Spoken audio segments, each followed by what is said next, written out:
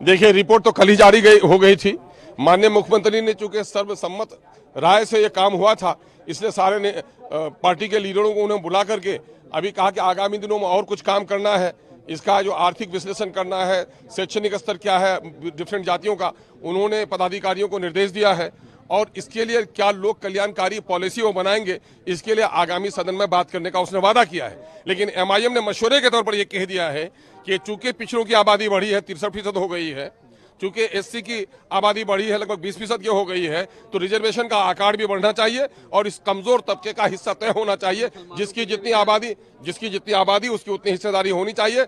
और जहां तक माइनॉरिटीज के पिछड़ेपन की बात है, तो माइनॉरिटी के पिछड़ेपन में होता यह है कि माइनॉरिटी को ओबीसी में शामिल किया गया है, उसके कुछ समूह को, लेकिन उसको पूरा हिस्सा नहीं मिल पाता है। इसलिए रिजर्वेशन विद इन रिजर्वेशन, यानी उनका अलग कंपार्टमेंट तय होना चाहिए। ये मुतालबा अलग से नहीं, उस जो अभी 27% या 33% रिजर्वेशन पर अभी काम चल रहा है, उसके दरमियान में उसका हिस्सा तय होना चाहिए। जिस तरह से कर्नाटक में, तमिलनाडु में और केरल में तय हो गया है, इसलिए उसका हिस्सा तय होना चाहिए। बीजेपी सवाल खड़े कर रही थी कि इसका कोई साइंटिफिक डेटा क्या है, आधार क्या है। अब सुनिए, बीजेपी ने सर्वसम्मत किया है, आज भी तो उनके नेता ठीक ठाक ही बोल रहे हैं अंदर में। अब बाहर में राजनीति करने की क्या बात होगी। मैं कह रहा हूं, देश के हित में है।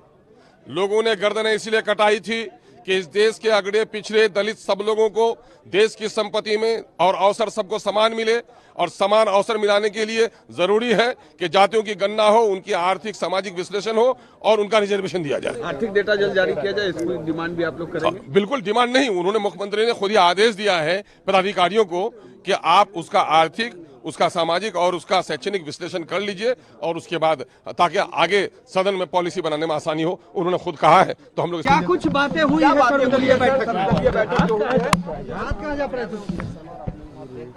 अभी जो विषय वो लोग बताए हैं पटल पर रखे, उसके बाद बाकी हम लोग अभी जाएंगे, बैठेंगे ऑफिस में, विचार विमर्श होगा, उसके बाद फिर प्रेस करके आप लोगों को पूरी विस्तार।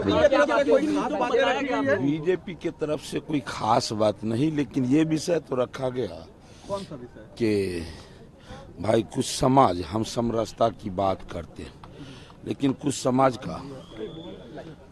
का अब जैसे 6 उपजाति है, सबको मिला के एक रखा गया, और कुछ का 17 है तो 17 में 17 को बांट दिया गया।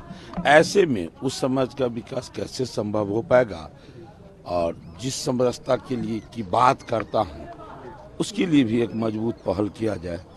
इस पर चर्चा हुई है, हम लोग अभी जाएंगे, बैठेंगे। अभी कुछ बातें हुई है, विषय तो रखा ही गया ना, लेकिन अभी हम लोग पहले आपस में बात करने के उपरांत ही इस विषय को विस्तार पूर्वक आप लोगों को